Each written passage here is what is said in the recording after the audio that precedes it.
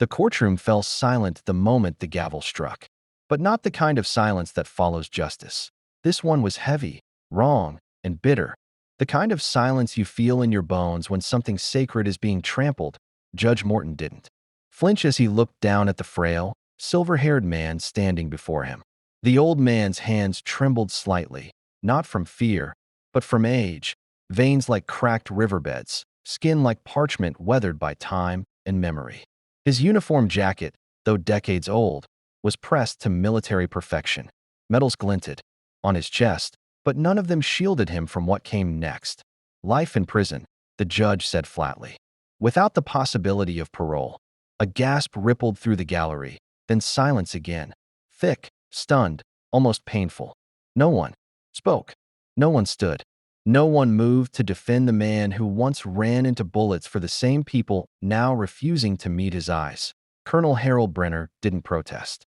He simply lowered his gaze. The courtroom door behind him clicked open as two deputies approached. Cuffs ready. But then, with a calm voice that cut through the tension like a razor, he said one sentence. "Call my son." No anger. No tears. Just those three quiet words. The judge raised a brow. "Your son." Harold met his gaze without blinking. "The United States Attorney General." The deputies paused. The room did too. This wasn't just an old man. This was a storm disguised in silence. Just weeks earlier, Harold had been pulled from his small farmhouse in Georgia. Neighbors whispered he'd assaulted a government official. The truth was far more complicated and darker.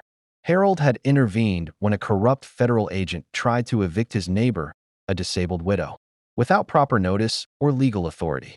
The agent shoved her to the ground. Harold stepped in. One broken wrist and a bruised ego later, Harold was arrested. They tried to bury him in paperwork. In process, in silence, as if a man who'd walked through the rice paddies of Vietnam, who'd pulled dying men from burning tanks, would be broken by a courtroom. But Harold had survived things no judge would ever understand. Nights soaked in monsoon rains, listening for footsteps that meant death. Friends screaming for mothers they'd never see again. He'd returned home invisible, praised in theory, forgotten in practice. What hurt him most wasn't the arrest. It was the silence of those who knew the truth but said nothing. It was the way the courtroom gallery, full of neighbors he'd once protected, now sat frozen in fear or shame. But not his son. Miles away in D.C., U.S. Attorney General Daniel Brenner stepped out of a national security briefing when he got the call. He didn't shout. He didn't panic.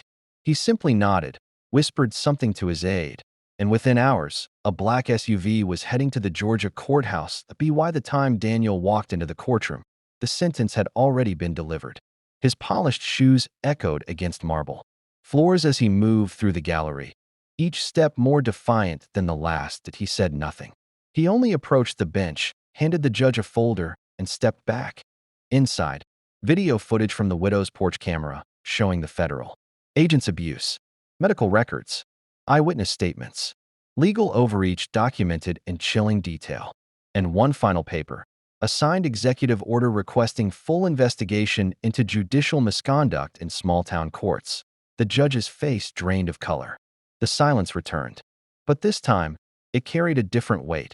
Respect. Colonel Harold didn't smile as the cuffs were removed. He didn't speak when the crowd stood, one by one, in a quiet, unanimous apology. He simply adjusted his jacket, ran a tired hand across the name patch on his chest, and walked out on his own terms. In that moment, he wasn't just a veteran. He was every man who'd been forgotten after doing what was right. Every soldier who fought in silence and came home to none. Every father who taught his son how to stand without shouting. "You don't need to raise your voice," Daniel had once told a reporter, "when your honor speaks louder than anything else." Sometimes silence is louder than protest, stronger than violence, and far more lasting than applause. You don't defend your name with words. You defend it by how you stand when no one else will.